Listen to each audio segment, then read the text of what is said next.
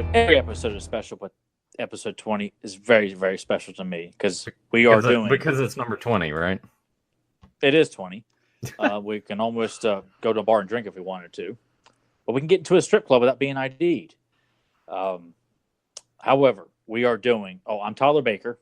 Nathan Kennedy is here. Yeah. I'm about ready to say the hell with all the formalities here. I just want everyone to know we are finally, after all this time, doing our first, what I would assume, like with all these others, the first of many ThunderCat commentaries. God, I never thought this day would come in to be able to sit down and do live commentary for next to He-Man is my favorite animated series of all time, dude. So I'm very, very stoked and glad Nathan recommended this for today's episode. That's what made it all the more exciting. I had to get the inspiration to go and dig these out from the storage closet that I have over here because when I moved from my place to move in with Emily, my He-Man discs, ThunderCats discs, all of those, even the Batman box set. Most of my box sets that I had them on a certain shelf in my bedroom at my old place, and then we moved here and just didn't really have the space to bring those out. So they've sat dormant in there in hiding for a while, but I got them out. It was time. I had to. Otherwise, Tyler was going to give me more shit about it because I kind of haven't stopped hearing about it since I told him that they've just been in storage this entire time. Yeah, give all the news that Nate got out. Some he may not even watch just yet. But to know that He-Man and ThunderCats were boxed up away from the rest of his collection was just a crime in itself. I mean, there's no jury on Earth that would have convicted Nathan of innocent on this planet. You know, with that kind of crime. I'd have made sure I threw the book at him for that kind of. He'd serve, 20 years in a federal pound me in the ass prison, for this kind of crime. Kenny's butthole was in constant jeopardy. Constant jeopardy.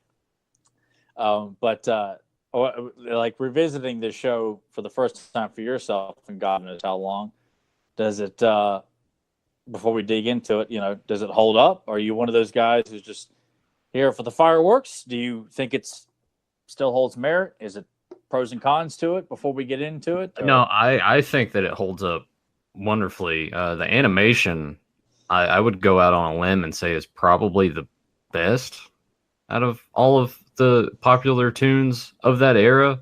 Obviously, Japanese inspired. Yeah. As you go through the credits, I've always kind of been curious because Tyler, you're not a huge fan of the anime, so no. When you sort of see that style, do you think any differently of it, or is that the first thing that's coming to your mind? It's like that. Do you wish that maybe the animation style had been more like Filmation, any of that stuff? Like, no. And Filmation would get better and better through the years, but this is the kind of anime style that I can get along with because it's not overboard anime, with the lines of emotion coming out of their head and their mouths move just in a constant circle without actually drawing. I can't stand that. It just seems so odd and off. And I know anime has got a tremendous juggernaut fan following all over the world. I watched anime cartoons as a kid, various ones. Looking back, I'm like, even as a kid, I thought some of it was kind of off. Some of them I did enjoy. But I felt like if I'm going to watch anime, it needs to be this, where it's a mix of East meets West, that it's got the inspiration of anime, but it's not full on crazy over the top, just, too much, overkill style. Some people like that, and I think it's great, and I get it. I get why people like anime. I'm not oblivious to that, but I felt like this is about as much as I can take, and it's done absolute perfection. Well, I was going to say that I think early on, and we were talking like 80s and stuff. Obviously, as you get into the 90s, I think that's when more of it started to veer off towards the exaggeration, and the emotion in the faces became just like you were talking about. I wish there would kind of be a better blend of that now. It seems like now they've just mostly taken that style and just ran with it. But I mean, there's some like the Street Fighter movie. I do enjoy it. The animation looks great, you know. But what kind of kills it for me is the voice, American voice acting. It doesn't, it throws me off when it doesn't blend well when they're trying to dub over. Like I've always been bothered by that. When I watched the first Godzilla as a kid, aside from the fact it bored the hell out of me as a child, I hate the dubbing. It's like, God, it's driving me nuts. yeah, I need to have dialogue synced up. I can't focus. I mean, I'm better about it now, but as a child, it's just like I can't do this. So basically, what you're saying is you're a sub man. You like original language tracks. You would rather watch it in Japanese than you would dubbed over in most cases. Probably so. Like even when I watched Power Rangers as a kid, I was always like taken aback when you've seen all the Rita segments because back then we didn't know it was I used to bug the shit out of me like God, Rita and everybody talks, they're just doing it was also the same way whenever I would catch a Sergio Leone movie, one of the westerns, and and even like Clint Eastwood is sort of like slightly off, and I'm just like, what's going on? I didn't understand any of that as a kid, so it's kind of funny. I don't know. And I think you have to be a little bit older to appreciate why it's the way it is. And, I'm sure maybe there are some kids like, back in my day, I had no problem with it. Well, more power to you. Yeah, but for me, it was, I can still watch the koala show. And I think the Noozles, I think it was like two alien koalas coming to live with this family. I remember watching that. I barely remember that. Yeah. And there was Grimm's Fairy Tales that was anime, but it was all like, the Grimm fairy tales done in like anime style, but they look like, that was a fun show to watch too. So I enjoyed some of it as a kid, but in terms of like action and stuff, I never quite got into it. I couldn't get into Dragon Ball Z. I tried, just could not do it. My brother, that's another story. He was a junkie for it. But ThunderCats to me, that's about as close to anime as I'll ever get because it looks.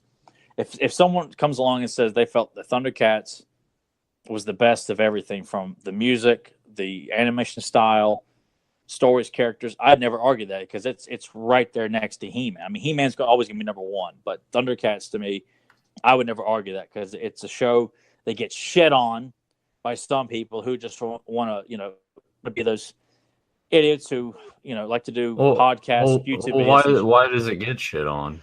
They say the stories just aren't that good, which I almost felt like, are you watching this stuff? Or are you just one of those assholes who likes to look? I think of the guy from those retro blasting videos where he does these great toy videos, but then when he's time to talk about the cartoons, he shits all of them for the most part. And he, craps on ThunderCats, and he's admitted he got a lot of flack for trashing the ThunderCats cartoon and some others as well, like Silverhawks and other stuff. And I just kind of feel like, are you watching this stuff or do you just not like it at all or what? But because a lot of people try to make a name for themselves by shitting on all the classic 80s cartoons and just saying, oh, it sucks, but I'm a big fan of it, and I have no tolerance for that. And ThunderCats I take very personally. Same thing with He-Man and She-Ra.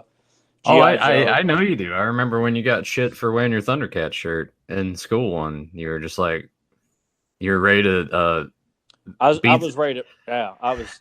All I could think of was like that Sub-Zero fatality in Mortal Kombat 3 of like holding him over my head, freezing him, and just breaking him in half. I was so furious with these two guys. One's this little redneck. I mean, that's the thing. Back then, just like you can't do anything about it because I wasn't good with words. And if I beat the shit out of him, I get sent home and I get backed up on homework, and then I'm stressed. I always like how that was your thing. You're like, man, if I get suspended, I can't get backed up on homework. It's like, no, if you wanted to, they could send you the schoolwork, and you could probably do it and turn it in somehow. I'm gonna say real quick, what's up to Andre? Thanks for popping in and joining us live. But yeah, I did get shit for wearing the classic. It was like on the ThunderCats Exodus VHS of like the beautiful painting roster shot of all the ThunderCats with Lionel in the center holding the sword up. I got shit from these two morons sitting at my table because they both said they didn't know what ThunderCats were, even though we're all the same age.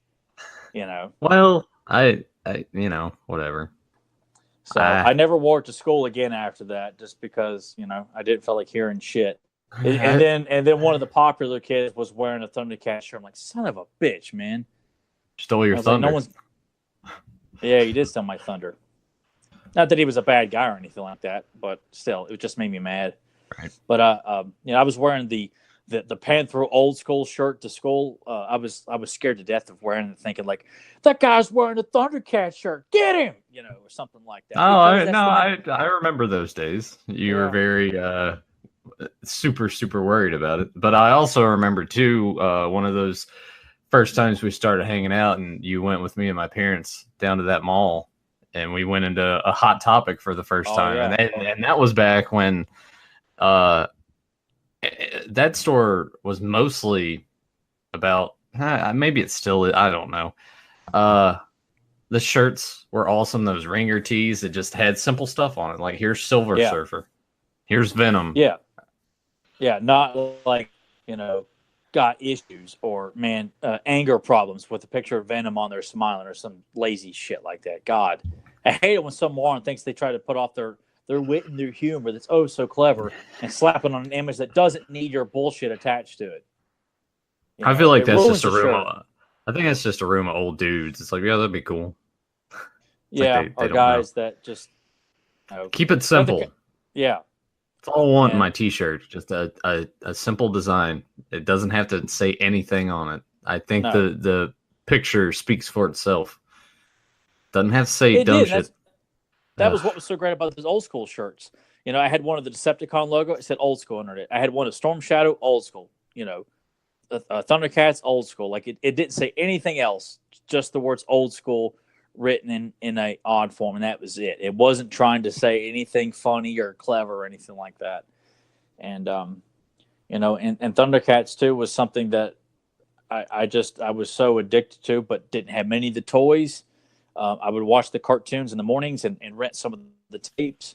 I'd get put out though because not all the VHS tapes had 2 episodes, and I was so spoiled by the He-Man videos that all of them had 2 episodes on.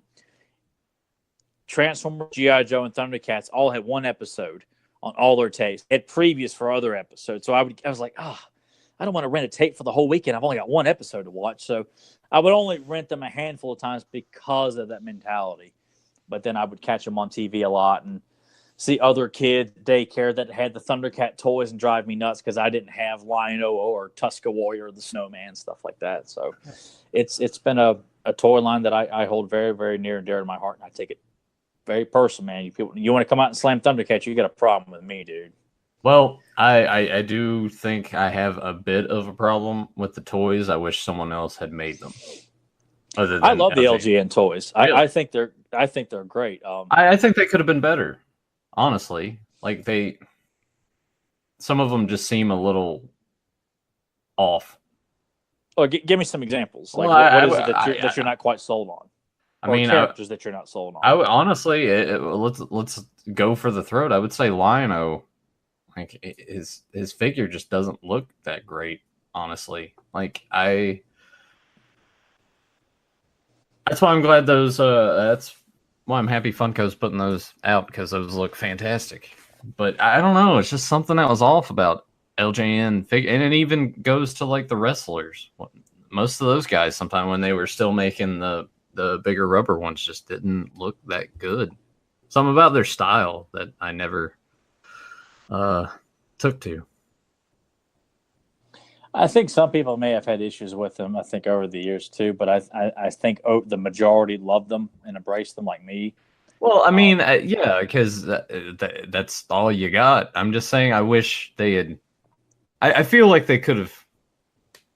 The molds on those could have been better. I think they should have done something else. But I mean, it always kind of threw me a bit though to find out that Lion-O and Mumm-Ra were so much more bigger than the characters. Like they towered over Panthro, Chitara, Tigra, all the mutants. Grun was pretty tall, but they were significantly a lot bigger than the rest of them.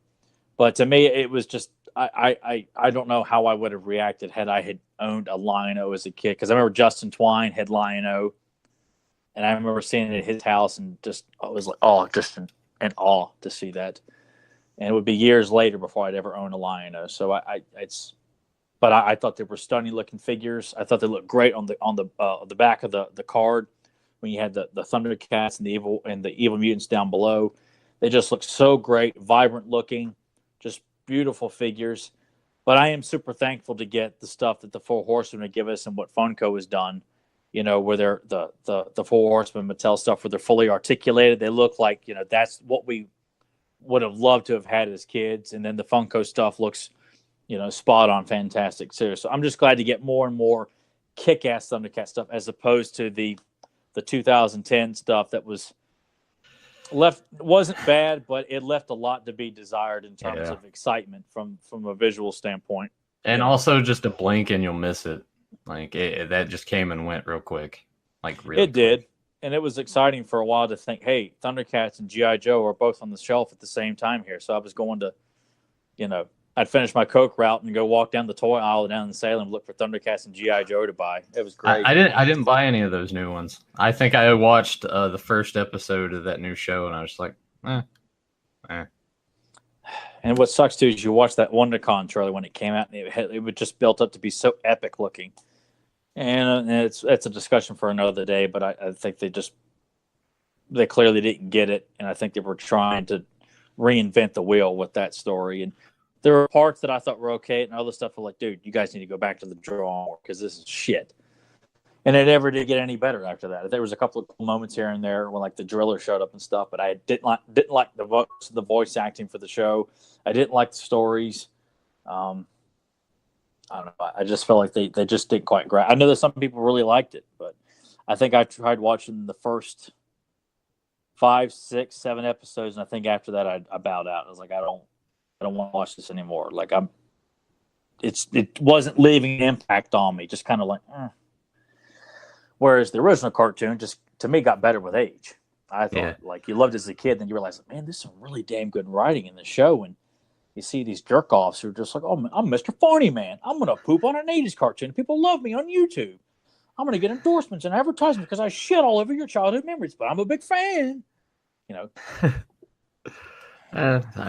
Some people got to sell out. Make their name heard. I would rather make fun of in this world. Make fun of crummy wrestling pay-per-views. Make fun of goofy athletes, being divas and stuff like that. You would make fun of these iconic, machismo action heroes that we had when we were kids. It's like, who the hell are you? I mean, it's not for everybody. It's like anything else. But what bothers me is like they're going after this. Like they feel like that's what I'm going to do. I'm going to make fun of those cartoons that were so popular back then. I'm going to say how lame they are. Make fun of this and make fun of that. I'm like, well, why? I to get that reaction out of you, I guess. Yeah. I don't know. You see some of the reactions, and you're like, "Oh man, yeah, I remember this show. It is pretty lame." Her. And I was talking to one of our listeners the other day on Facebook because he really likes our commentaries, and that we appreciate these cartoons. We're not here to piss all over them and make fun of them. We're here to say, no, these are some kick-ass shows. They're great.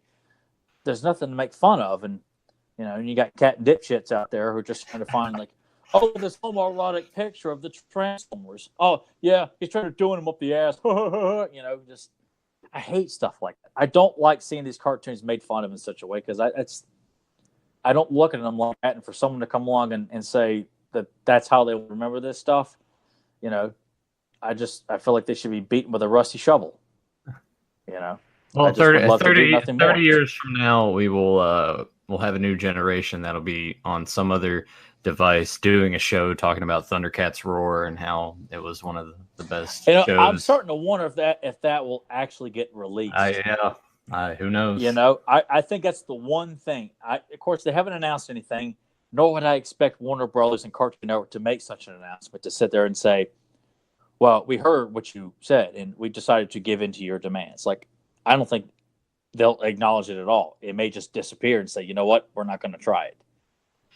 Because it does seem odd that nothing has been said concerning it. Yeah. Like that trailer just showed up and then it got pulled and we haven't heard anything since then. No, so I'd like to think that they realize, you know what, if we're going to do Thundercats, we can't go down that route. And if this is the template that Cartoon Network wants to do, where everything is a yuck fest, then fine, throw out whatever you want, but do not use ThunderCats in that regard. So, I don't think it'll get released. I'm hoping to God it won't. Yeah, well, we'll see how it goes. But I hope it does, because I want to watch it. No. Dude, after that shitty new Turtles cartoon that just came out, and you're like, God, it was awful. You want ThunderCats to come out and meet the same fate along with She-Ra? Yeah, because I don't know. You're part of the problem. I'm looking at it more of just a train wreck sort of way, a car crash. I'm the guy driving past it, just like, oh, hey, what happened over there? Oh. Meanwhile, you're like the guy that just can't look at it. I'm at the side, just like, why? I'm just like stomping back and forth, and just screaming and yelling and saying it's their fault. That's why I wrecked it. Cartoon Network and Warner Brothers was like, man, I don't know what he's talking about. I think the guy was on a cell phone taking a selfie of himself because he thinks he's all like big and stuff. Oh, man. He's one of those like man kids that lives in his mom's basement because he won't grow up because he's still like stuff from the 80s.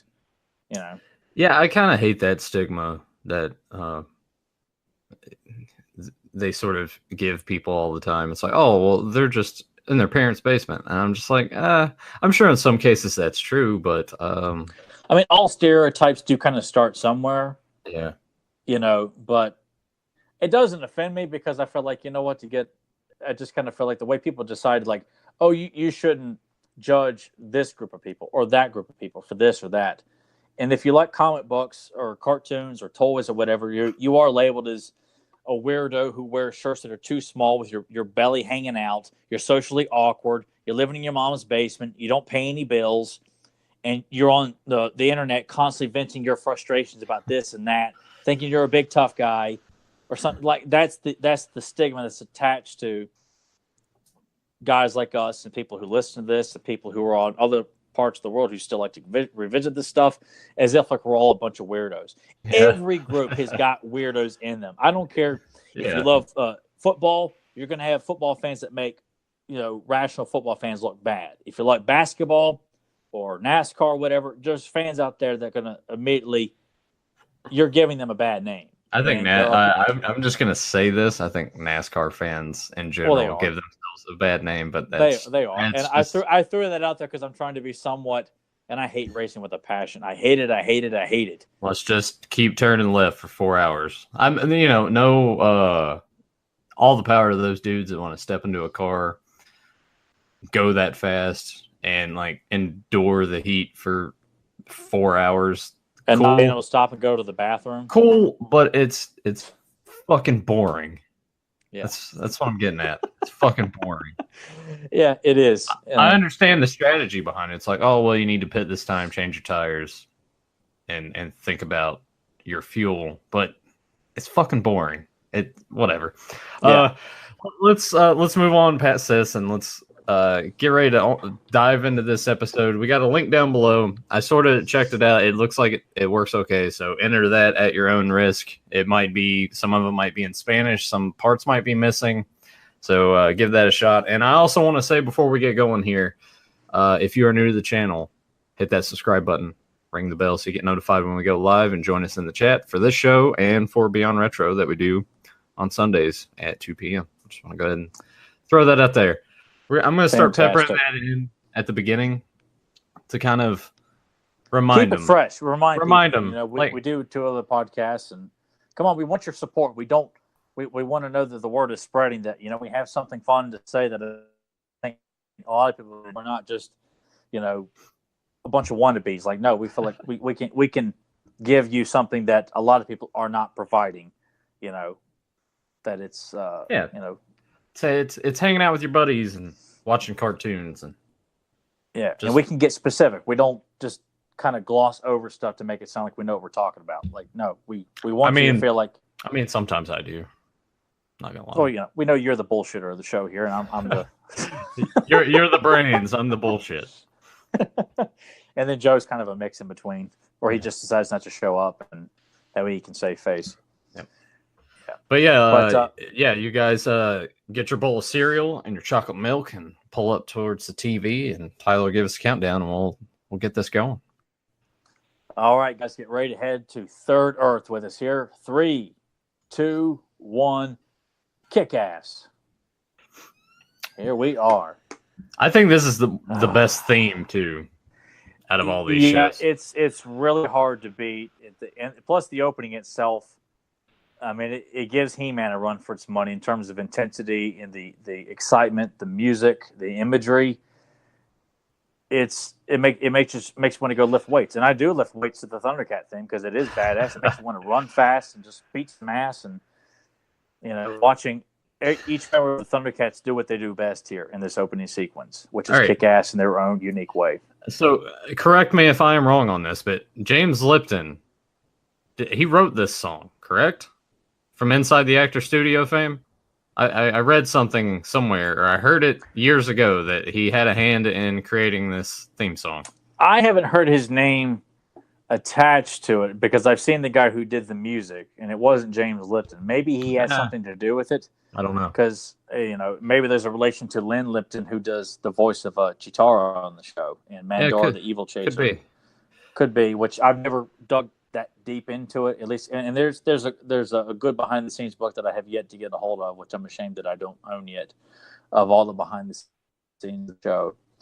But I picked this show because there's so many great ones, and I find this to be very special because as a kid, it would have bothered me a little bit more. And I did rent this a few times as a child, this episode.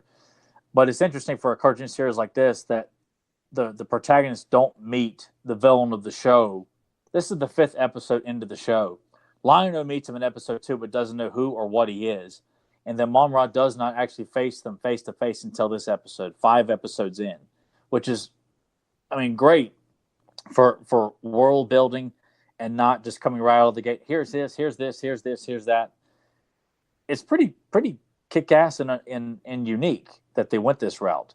Because Leonard Starr wrote a lot of the episodes, especially a lot of the early ones. I think that it's also cool that in this episode, basically the premise is Mumm-Ra is gonna go under the guise of another character to sort of infiltrate their lair, which is, it's always been plot points in a lot of these shows that the evil side is always wanting to take over or have this base or whatever, but he actually, for the most part, kind of succeeds here.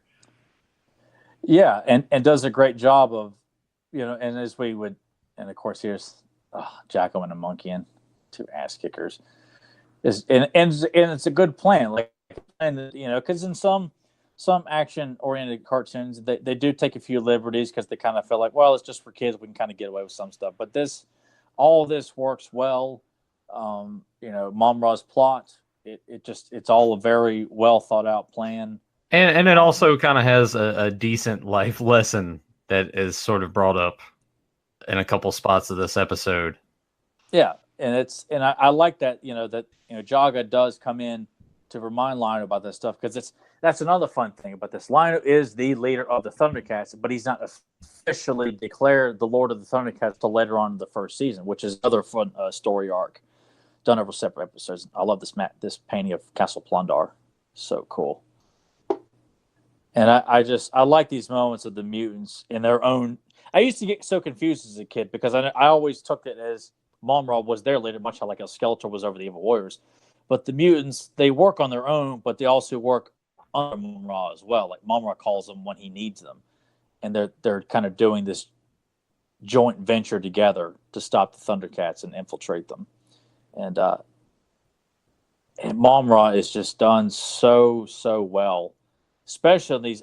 Through the majority of the series, but he's written so perfectly in these early episodes as well. Much like how Skeletor was, you just love him. He's just a great villain. There's nothing funny about Mumm-Ra. Like, he loves what he's doing and he relishes his. Like, he just kind of circles Chitara, and she just has no idea, just out cold, no idea what's coming. God, it's just cool. Did you have a crush on her when you were a kid? No. And I had a crush on a lot of the characters in the cartoons, but Chitara, I just thought she was a cool character. I did develop a crush on Pumm-Ra, the next female Thundercat. I still think she's hot. That when she comes along in season 2. But But I loved all the characters, all the Thundercats. I thought Wily, Kit, and Cat were great. Snarf, I like Snarf. I don't give a damn what other people say. I thought he was a fun character. I get why people may not like him, but I like this addition to the transformation here. Just cool. Just giving him an eye patch too. It's a good look. It is a good look, and with the toga. And this whole plot, like they're really going out of their way to set this plot up. Like this is a lot of thinking, a lot of patience. It just shows that there's a lot of cunning and thought gone into this whole plan here. Like pretending to not know who Smythe or Slithe or something. Like that's just great touches like that. Really trying to sell. Well, I like how basically when he's talking, he's sort of just providing her with the questions that she's going to ask him to, he's sort of facilitating this whole thing and building her trust within a few moments like that. Because, it's like, oh yeah, that's it. That's just what Leonard Starr's writing was so good. And, the way he wrote these characters, God, it's so good. All the voice acting just really helps sell the innocence and the malice of these two characters we're dealing over a bonfire like this. And just really, just all the look at that, the glowing red eye, just showing it's like, yes, the plan is working. And the VHS box for this is beautiful too, like this beautiful painting of Lionel holding the Sword of Omens, which looks like it's in a version of Mumm-Ra's tomb. And on the back of it is this painting of Pumm-Ra and Slithe. Oh, man, you have to Google it, dude. It looks so beautiful. Hell, I'd love to have a figure of Pumm-Ra. It's not a variant; it's a disguise, but he just looks like such a great-looking character. I would love to see it on the shelf with the rest of the Thundercat mythology. Yeah, you'll have to hit up Joe. Link down below, Joe's custom creations. Yeah, Joe, get on that. Stop making Smurfs into He-Man figures. Now, when you watch this, do you have a particular or particulars of favorites amongst the Thundercats? So Lion-O as a kid was my favorite, and then I grew to love Panthro just as much. So they're my two favorites of this first roster. Yeah, I would kind of go with that too. And I'm with you on the whole Snarf thing. I don't have a problem with him. I also like in this episode how he's basically the one that's like, hey, I'm not so sure about this. I'd like to just it reminds me of the dogs. Dogs are they're very good judge of evil. Yeah, they're good judge of character. And I like this communication here, like he's in his own private quarters, communicating back to the mutants and his laugh. And their little council table here, just plotting and thinking about it. It's just fun seeing moments like this, because you wonder when villains are putting their plans together. I love Monkey and doing the just listening. It's just great touches like that. I love Monkey so much. Jackalman was my favorite as a child, but as I get older, I like Monkey. It's my favorite of the first three mutants before Vulture-Man comes along, because I love Vulture-Man a lot as a kid. And just it's a great story in this. Like it's not heavily based on action. It's more about telling this story of trust and introducing them to the series' main villain. Yeah, I like how he's breaking it down. Like they're really trying to figure this thing out. Yeah, to think they're really putting a lot of thought in this, and Lion-O showing his youth and how he ever with Jaga. So cool. God, I can't wait to get the figure of him from the classic series. But there were so many great moments, like you touched on this. Like they don't come off as like, now listen, kids, you need to be sure and do this. Like the lessons, they're good life lessons that anybody would use. And Lion is an adult, but he's still young in the mind and learning as he goes along. And even the rest of the Thundercats too, they listen to him, but they do realize he's not fully experienced. He doesn't have all the veteran's knowledge of being a true Lord of the Thundercats, and he will get that as the show progresses. And I'd love for us to do the anointment or the trials of anointment that Lion-O goes through on this show. That's like 5 episodes. This is cool.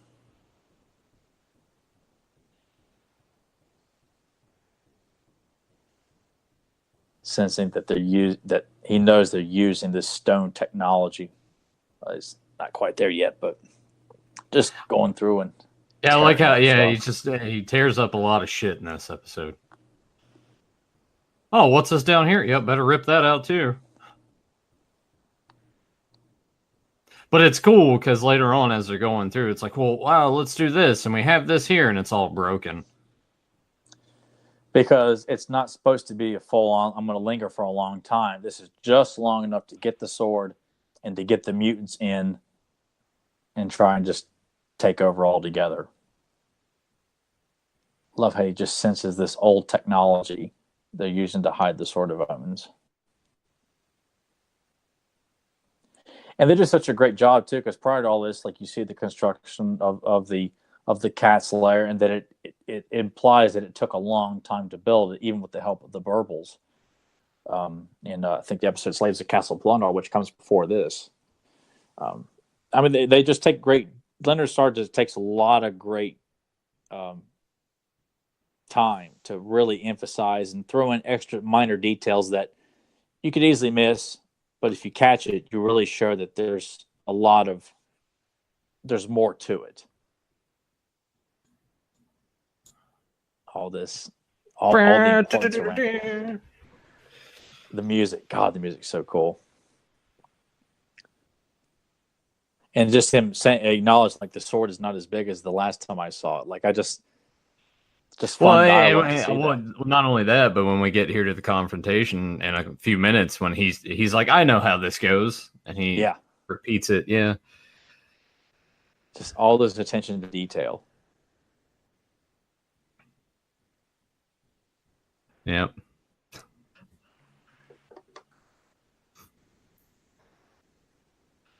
And as everyone's splitting up and leaving Lion-O to take on Pumm-Ra. I like how it's like, oh no, don't do that yet.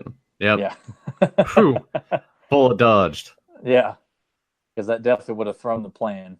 Now, what about Wily Kit and Wily Cat? Or did you find them? I mean, they're not used a whole lot in this episode, but kid characters are so easily botched, but they can just like it depends on how you write them, and that's why I like Snarf. Snarf's written well; he's a likable character. Same thing with Wily Kit and Wily Cat. Yeah, I don't have any issues with them. Damn right you don't. And here we are, starting to realize that things are just not working that effectively around Cat's lair. I like Snarf's animation here, right? So I'd love to have a little Snarf running around, offer me advice and stuff like that. Just he's a pet, but he's also like a buddy. Just I always thought Snarf was such a cool character as a kid. If I didn't know they had a plush Snarf, because I didn't know they had made those when I was little, I'd have loved to have had a plush Snarf. I did have the figurine that came with the Lion-O figure, though. Or Justin Twine traded it to me in daycare. This is cool. Look how big they are. Like, even though the mutant roster never fully expanded like you see in a lot of toy lines, like, they were such memorable characters that could show up in most of the episodes, and you never got tired of them. Like, because you had Vulture-Man and Ratara would show up. You had the faction of the Berserkers and the Lunatics. So you had other villains, but I never felt it got boring, even though we never were given more villains. Yeah, like I understand the standpoint of you need to sell more toys, but at the same time too, I look at it as if you oversaturate it, it's sort of like the NWO when they had like 70 members. It's just too much. And not everyone gets their due in their time. No, and it's a shame too, because they had planned to release the Lunatics in the toy line, then the toy line got canceled, which sucks. And there were more Berserkers coming too, so it's hard to say what else we would have gotten. And I just love this whole confrontation. Boy, he keeps addressing Lina like in such a very diminutive manner. So here we go. Mumm-Ra is trying to do the thing, but it's the sword does not work for evil, and you would see that in like the episodes like The Mountain, it's like the villains do realize, look, we can't really use this sword, but we'd rather get it out of your hands so that way you can't use it. But every time they're always convinced that they'll learn how to harness the power of the sword. But clearly, right there, if that didn't tell you, and that's letting the audience know too, that the sword, you may have the sword, but it won't work for you. So which still makes their fight for the sword justifiable. That if I can't use it, I'd rather you not be able to use it. Boy, there we go.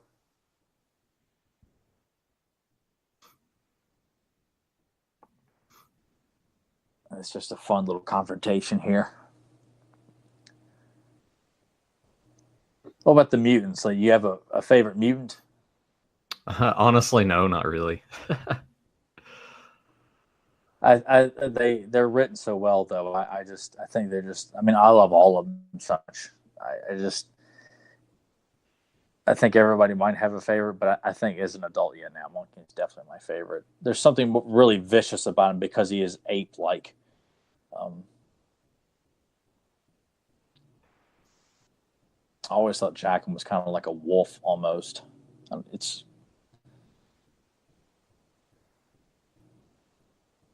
Yeah, the animation here is just top notch.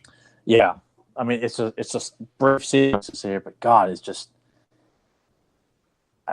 it's a shame that the cartoon only lasted 2 seasons. The toy line only lasted for so long, but it for the short run it's had a major lasting impact on fans.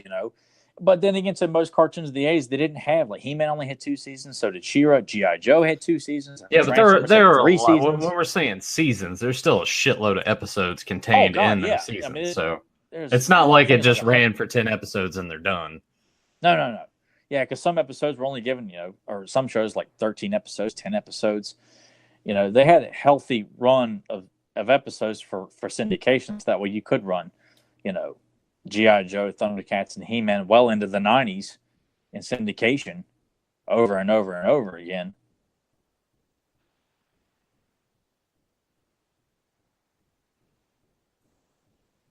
Which I also like that too. He's like, I have the sword, but he's like, yeah, but I know the layout better. Yeah, it's a great way of, like, saying, like, Lionel, still, you're young. You can't do this just with the sword. It takes ingenuity and intelligence at times, and I love that. It's a great way of getting all the characters in use, because they're all being used very well to get back into Cat's lair, but also, showing too that Linus still has a lot to learn, and I love that about the continuity of this show. It's another, and I know there definitely have got to be fans out there who appreciate that, but for those douchebags and morons who want to shit all over it, you clearly have your head up your own ass, and you're not actually watching it.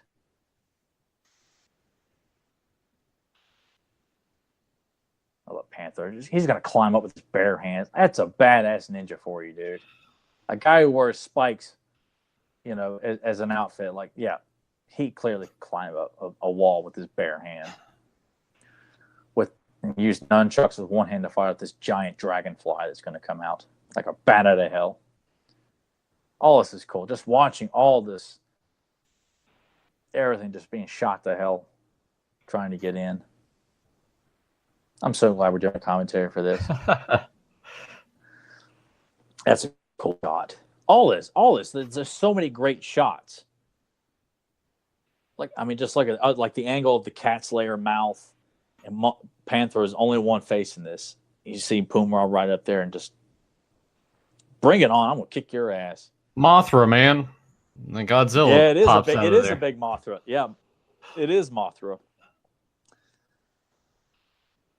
And there's a lot of random creatures that do show up in the show. Some of them make sense, and some of them kick ass, like this Mothra here. Well, I think the cool thing about this show is just the concept in general sort of gives you free reign to do such things like that, and it doesn't seem out of place. Yeah, and that's what fantasy shows, I think, work best, just like with He-Man and She-Ra. I love this. This segment here, this confrontation, this is what sells the whole episode. This is like what we're building. It's the shining moment of this episode. Is this bit of dialogue? Would you like to know? Just explaining who he is and why I'm pissed off at you guys. God, it's brilliant. And just they're all in awe. They don't know who or what this guy is. But I have time. Oh, man, it gives me goosebumps. Like, what a great heel. Like, he clearly has been defeated, but says, you can't defeat me. That's a great heel. In this animation.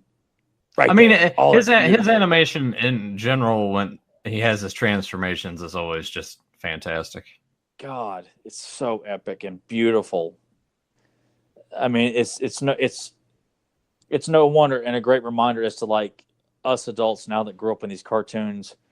You look at what kids have today. There's no guts. There's no glory to any of it. It's just cheap fodder. Like, not the 80s didn't have its fair share of that as well, but God, for young boys and girls to not see that cartoon characters can be strong and ass kickers and look great and, you know, be muscular and not be looked upon as just a big oaf. You know, it's not fair that these kids today are subjected to this horse shit on Nickelodeon and the Disney Channel and whatever other garbage they throw out there, and to not have heroes like this to look up to and want to go outside and pretend to be, you know. Oh, this is so great. We got to do more ThunderCats, dude. Well, I mean, let's just keep the train rolling and just do another episode of ThunderCats next week. Yeah. Oh man, God bless you, dude. And I used to get so sad as a kid when I'd watch this on TV, and I'm like, oh man, because the music, as great as it was sad to know the show was over. I was like that with He-Man and G.I. Joe, Bionic 6. I mean, Silverhawks. I hated the ending theme song because I knew my fun was over. Oh, I hated it so much. Even Lassie, when I'd cry because the music was so sad. Not like, but like, oh God, sad. Poor Lassie, all that whistling. I never really watched Lassie that much. It was on when I was at daycare. They'd have one of those big wooden box TVs in the room when all the kids are dropped off. They'd go sit in this room and either put toys or watch TV, and they'd have Mr. Wizard and Lassie on Nickelodeon like at 6 a.m. and play that. And well, you like Mr. Wizard? He was fine. Just even as a kid, I hated being up that early. Oh no, that wasn't like by choice. It was like I had to get up to be dropped off at daycare, and then when we go stay at my babysitter, we still have to get up early to go to her house because my mom had to be at work at like 6 or 7 in the morning or something like that. So we'd all have to get up early. So there were perks to it because that way you could catch ThunderCats early in the morning, Silverhawks, Little Rascals on at 5:30 in the morning, Three Stooges. There were perks to it, because Bionic 6 would come on early, where we lived and stuff like that too. So it had its merits, but I don't regret it at all. Yeah, I mean, some of those shows were just sort of looking back on them now, I'm like, man, I can't believe I would sit and just watch it like Dennis the Menace. Oh, the black and white Dennis the Menace? Yeah. Oh, I love that show as a kid. I haven't watched it since I was little. I did too, but I don't know, just thinking about it now, honestly, kind of makes me nauseous. Why? I don't know. I think it's just I associate it with those times of like either being up too early or just being sick, And I'm just, I remember Dennis the Menace being played in the afternoon after school because I remember coming home watching it on Nickelodeon like at 4 in the afternoon or something like that. Like something I would watch, when after Mom's picked us up and you come home and Dennis the Menace would be on. So I remember watching the cartoon Dennis the Menace in the mornings, but I mean, even when you were sick, at least I got to stay and watch Price is Right and finish the cartoon lineup that was on. That I'd have to go to school, He-Man would come on at 8 o'clock. I'd catch the opening sequence and what episode it would be, and then I'd have to go to school. My brother stays home and he goes, "Yeah, I got to stay home. I changed the channel though." Like he made a point of telling me he would change the channel. Like, would he tell you what he would watch instead? It wouldn't matter. He would just watch anything but He-Man, And then he bragged to me, "Oh yeah, there's this Fantastic Four cartoon that comes on at 11 o'clock while you're at school." I'm like, "What?" And it was the very first Hanna-Barbera Fantastic Four cartoon where they had the Human Torch in it and everything. I was so envious of Derek getting to stay home and watch this, but then he's at home watching Eureka's Castle and stuff like that too. I'm like, ugh. Well, You know, speaking of Fantastic Four, I've been seeing on Reddit because I follow the action figure subreddit on there, and people love their Marvel Legends, so it's constantly posted. But Walgreens had an exclusive. They've been doing the Fantastic Four, and it's a beautiful figure.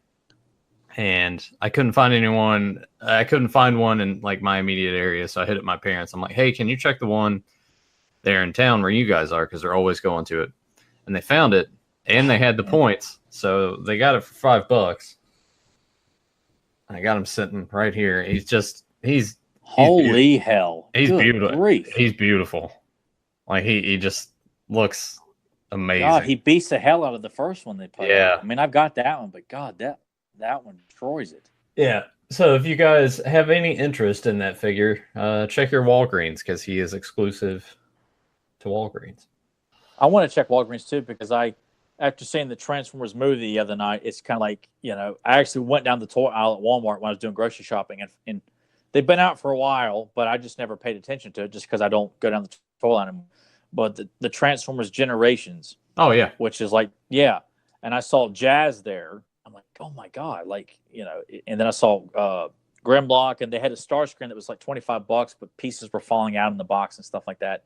So it made me look up, who else is available. And I saw that Walgreens has a Shockwave that's only exclusive to Walgreens. Like, I have to go grocery shopping at Walmart because they're at a turkey burger today in Christiansburg.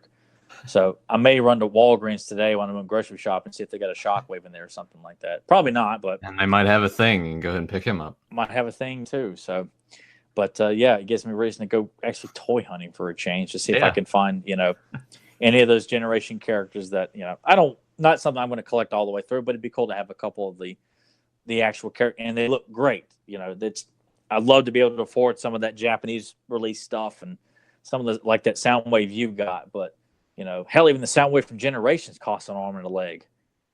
But it'd be cool to have one or two representatives from Transformers on display somewhere. But and after seeing that the movie in theaters, I had like a reawakening of the movie. Like it was like seeing it with new eyes, seeing it on the screen. It was quite a blast, dude. Did it change your opinions on stuff? Does it sort of fall apart once Optimus dies? No, I mean, you seem pretty adamant about that. Well, I mean, don't get me wrong. When characters like, in Jazz is taken out, him and Bumblebee, they're ends periodically and they live, but they're not used that much. When characters like Wheeljack and Ironhide, they all die. Optimus dies, of course. I found it more enjoyable to watch the rest of the movie after that, but I'm still yearning for, I want to see Wheeljack. I want to see more Jazz. I want to see Optimus. I want to see Bumblebee. I want to see Prowl. More of the characters that that I like. But it's not like I was like, oh God, it's Hot Rod and Cup. Like I enjoyed it a lot more watching it on the screen, and I was like, you know what? I could probably go back and revisit, season 3. When we have Rodimus Prime as the leader before Optimus is brought back and comes back to take over the Autobots and stuff like that. But, it still doesn't hold a candle to watching Megatron as the leader of the set. It's just, everyone knows that. But at least made me feel like, you know what? I could probably have a better appreciation for those characters and not, like I said, I appreciated and enjoyed it more, but it's still, it doesn't clear away like, God, I want my generation. I want my first wave of Generation 1 characters, But I enjoyed it immensely. It was great. Were there a lot of people there?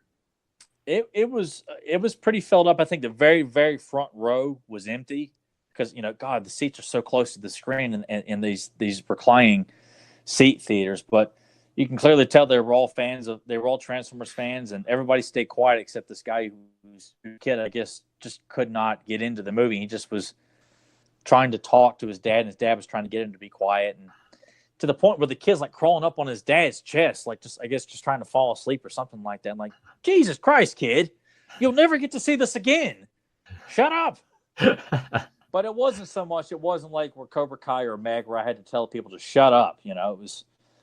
I just took it as like, you know what, the father's definitely a Transformers fan. I can just tell, the kid just, I guess, can't quite get he probably needs a phone to keep his attention or some shit like that. I mean, probably we're at that point now where I hate that. But there was kids there, I guess, with their parents, and there was some young boy wearing an Optimus Prime, classic Optimus Prime looking jacket, not some flaming Michael Bay bullshit.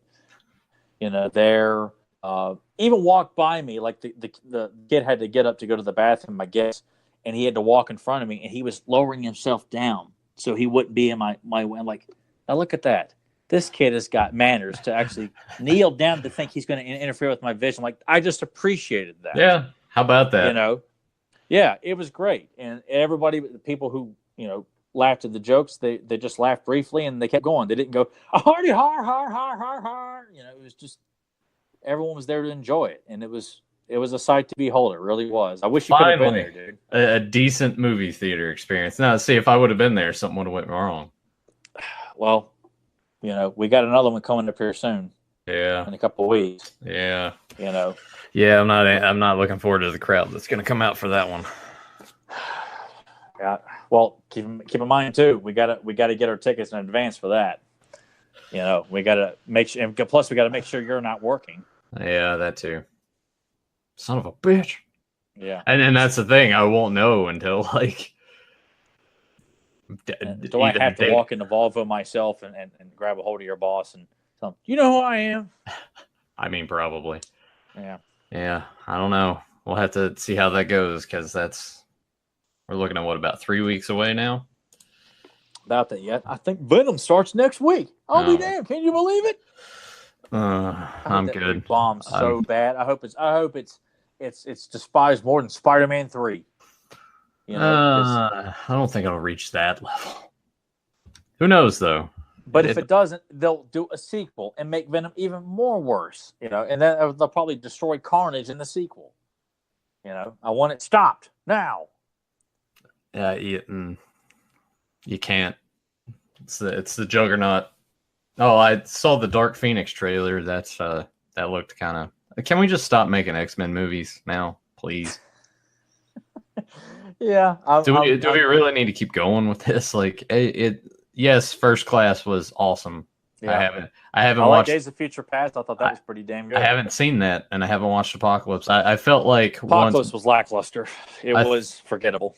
I felt like after First Class, when we're bringing Bryan Singer back, I was like, nah, no, because I appreciate what X-Men and X2 did as far as bringing superhero movies to the forefront after Blade and everything, and yeah, but no, just after Superman Returns and everything, I just like I can't. I don't like what he does with characters, and I don't either.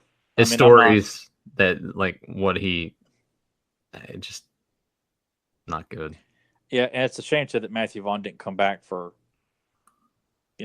that didn't stay with it continuously after First Class.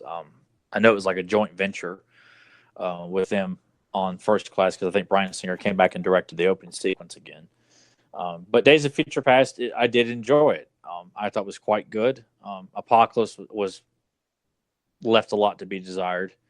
I don't like just because Jennifer Lawrence is playing Mystique. We got to make her a good guy and make her, not a gray area character. I feel like just because it's Jessica Lawrence or Jennifer Lawrence, excuse me.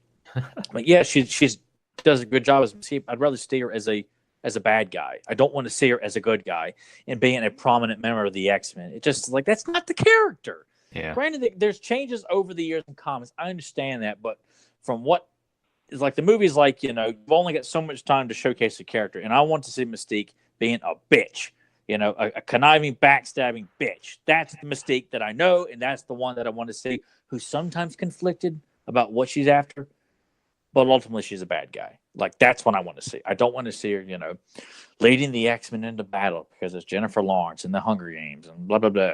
Yeah. Yeah. Just quit with the X-Men films. I think we're both. We keep saying it, and you said it yourself, and I'm admitting it now. I'm burnt out on the superhero movies because I feel like they're not delivering anything that makes me want to go to the theater and fork over my cash and sit for 2 hours and watch this story you're trying to tell me. Like, I feel like give me something I haven't seen before.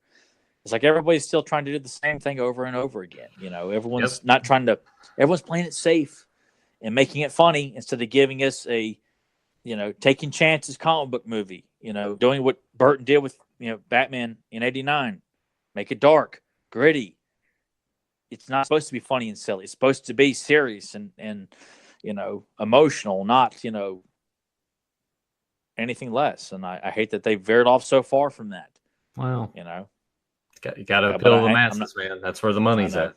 So I don't know. I mean, the trailer didn't look too bad. It's been talked about and bashed, saying it was unwatchable, and this and that. And I don't know, but I've never been a big fan of the whole Phoenix Saga anyway. I like it more as an adult, but still, I don't really want to see a movie just dedicated to that. I mean, I feel like there's so many other great X-Men stories I'd rather see a story of.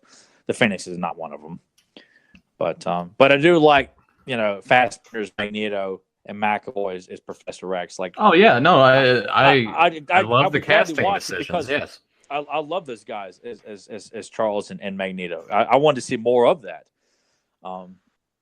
That's one of the reasons Days of Future Past is so good. And Hugh Jackman back as Wolverine and given a lot of stuff to do. And yeah, I need checking it out. Yeah, I'll check it out. I just put it off for so long, but yeah, characters like Bishop and Warpath are pretty much thrown away. They're barely used or acknowledged. Well, Bishop kind of sucks anyway, so I don't know. I didn't mind Bishop at all as a kid. I thought he was cool and everything, but it just kind of felt like if you're going to show Bishop, you're just like, well, aren't you going to do something with him? But all the stuff like when Wolverine, because they do take a few liberties with the Days of Future Past storyline, but I still think it's great. I think the movie was good. I think you'll like it. You sit down and watch it. It's pretty damn good. Wasn't that also a way to sort of just retcon what happened in Last Stand? To just pretend that it didn't exist? That's what I read. It may have done that. I haven't watched Last Stand. I remember everything about Last Stand, which I'm like, why do I remember everything in that? Yeah. But I those first 3 X-Men movies, they don't hold up as well. Like the first 2 have a little bit of nostalgia for me, but I don't find it easy or desirable to go back and sit down and rewatch them. Yeah. I would much rather watch First Class, honestly, than that first X-Men film, which is a shame to say. But I have a lot of fun with First Class. I like the music by Henry Jackman, and McAvoy and Fassbender just steal every scene they're in. Yeah. Like I'd say that they beat McKellen and Stewart those roles. No, I would agree with that. Yeah, they totally just do such a great job. Not to say McKellen and Stewart, they kick ass, but you kind of like, how do you beat those guys? And man, Fassbender and McAvoy come along and make it their own. They really do.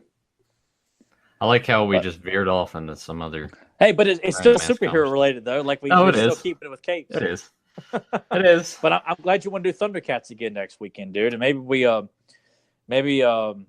could either do Spitting Image, Ghost Warrior, or God, there's so many great ones to do. But I also got to remember I got to go with what you've got. Like The Mountain's another good episode.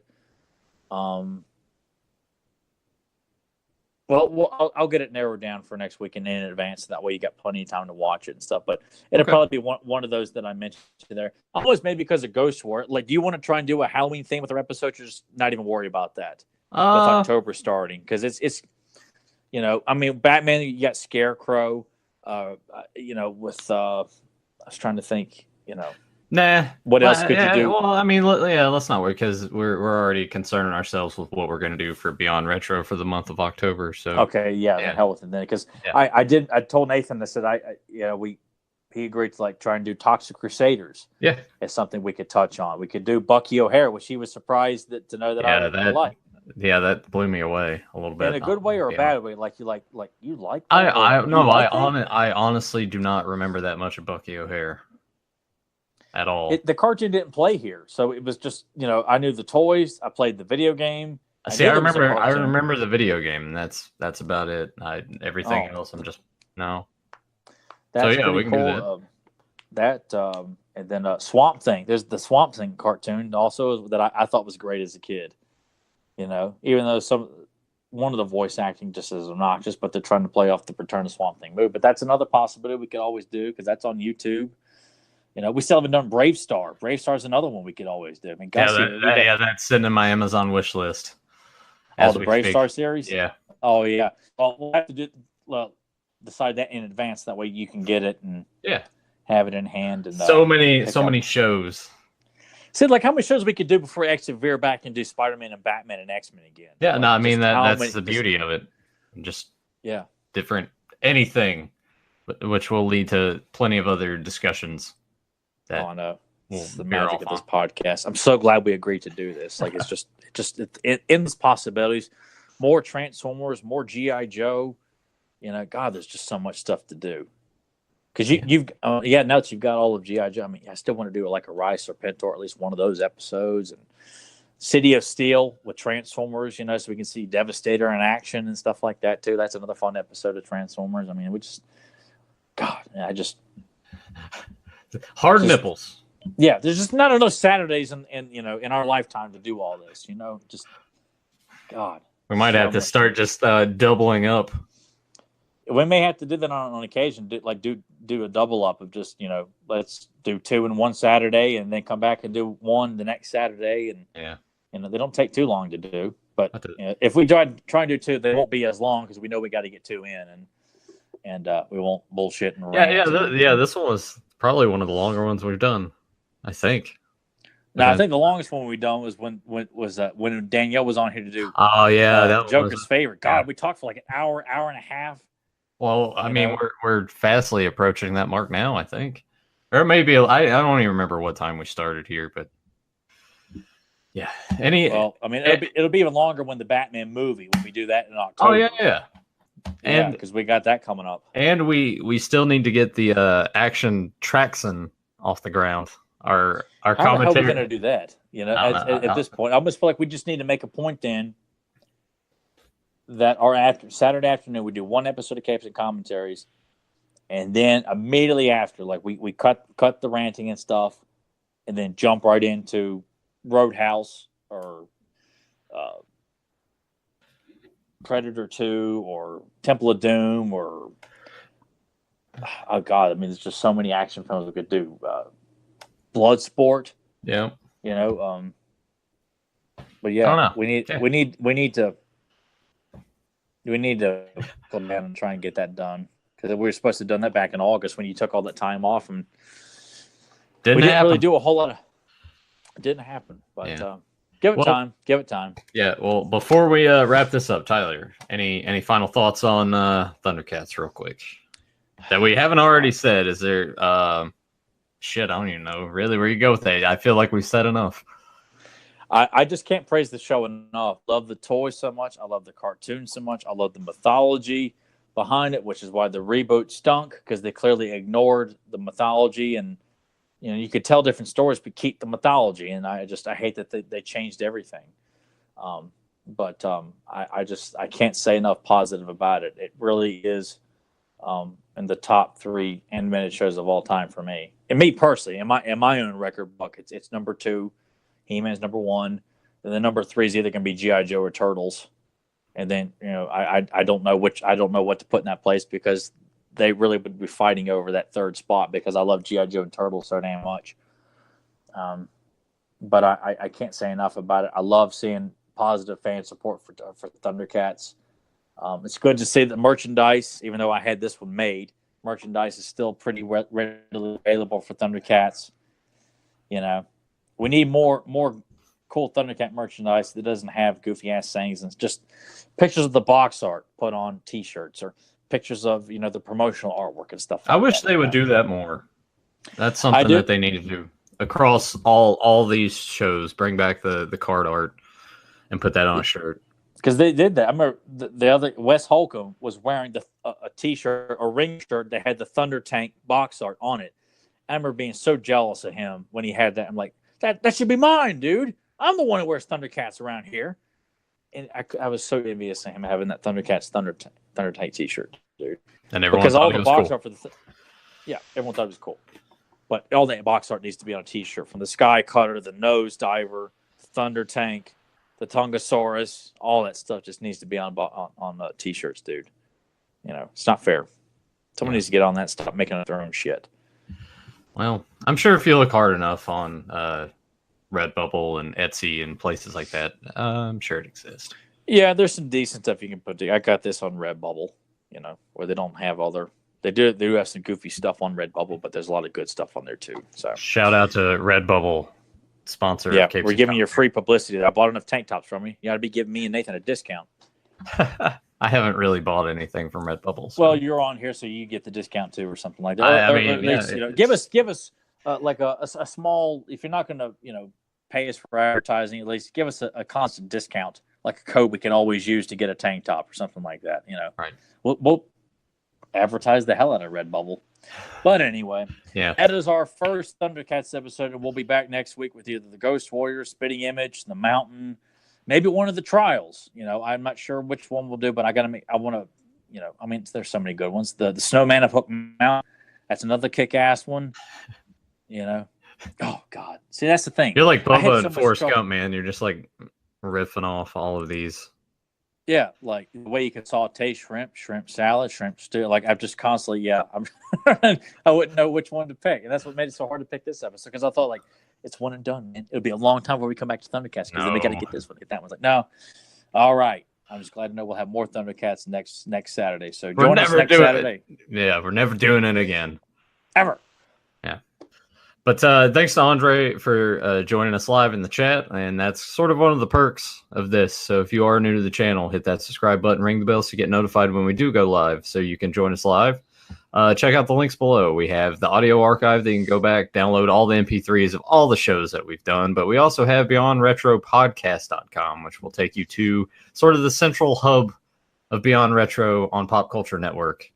And that's also got all the links provided there. So we have multiple ways for you to access our content. Like our Facebook page. Go ahead and give this video a like and comment down below. What are your thoughts on Thundercats? What are your memories? Anything specific on this episode? Suggestions for other episodes of Thundercats that Tyler didn't mention here that maybe we should do instead of waiting until later. I don't know. Yeah, if you let us know, we'd be more inclined to do it and honor what fans want us to do, as opposed to not always. We do decide ultimately, but it would be fun to have fans say, "Hey, do this episode of GI Joe, or do this episode of Cops, or do this episode of Transformers or Thundercats." I like how every time we bring this up, Tyler always just goes in that random, just let us know. Please. Yeah, because we don't get that much feedback. When we do, it's exciting, but we don't get that much feedback for this podcast. But I guess if we're not pissing people off, they just enjoy it and can move on. But it is nice to get that that pat on the shoulder. Hey, that we're doing something that you enjoy. It means a lot to hear that. And we did get some positive feedback from I forget the gentleman's name, but he was pretty emphatic about how much he enjoys Capes and Commentaries. Well, that's I was glad to hear that. Yeah. The other thing that I leave out, that I always tend to leave out, if you want to find us on iTunes, make sure you look up popculturenetwork.com. And you'll find all 3 podcasts listed under that search. So please join us next week for more Thundercats action. Yeah. See you guys next time.